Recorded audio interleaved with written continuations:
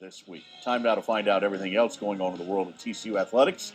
And for that, we turn to our friend Maggie Hale. Maggie. Thanks, Brian. Hey, Horned Frog fans. Maggie Hale here. So excited to welcome you back to your Texas Health Resources Sports Report.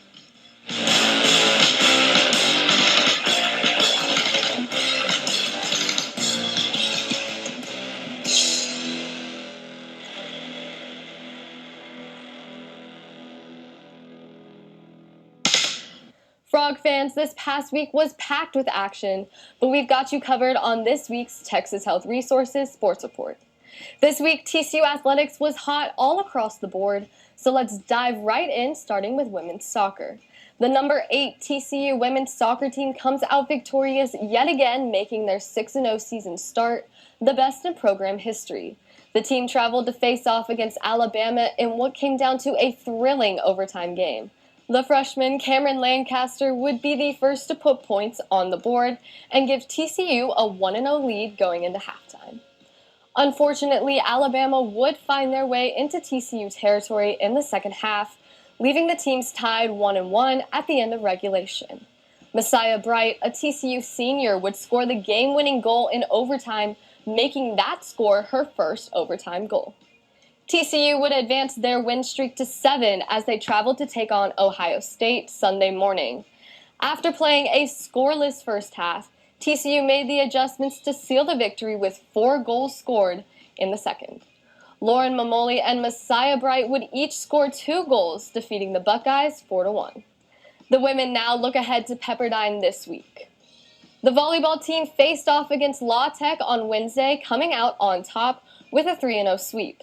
This win would mark head coach Jill Kramer's 150th career match win and start the Frogs on a 4-game win streak. The 4-game streak is the longest TCU volleyball has held since 2015. Later that day, fans had a double take as they watched TCU volleyball sweep yet another team. This time, the win would come over North Florida. TCU had a perfect serve receive performance, which would be their first since the 2019 season. Julia Adams tied her season best with 16 kills, and Michaela Myers served a career-high 4 aces. Thursday night, the women would see their win streak come to an end with a 3-2 loss against Houston Baptist. TCU took the first and fourth set, but would fall short in the fifth with a score of 15-13. Horned Frog Volleyball will be back in action Saturday in the Fort as they take on SMU. Finally, TCU athletics was capped off this past Saturday with men's and women's cross country. Both teams finished 4th place in the UTA season opener. Once again, Mariana Martinez would be the first TCU women's finisher with a 4th place finish, and Lakeland Conrad doing the same with a 5th place finish.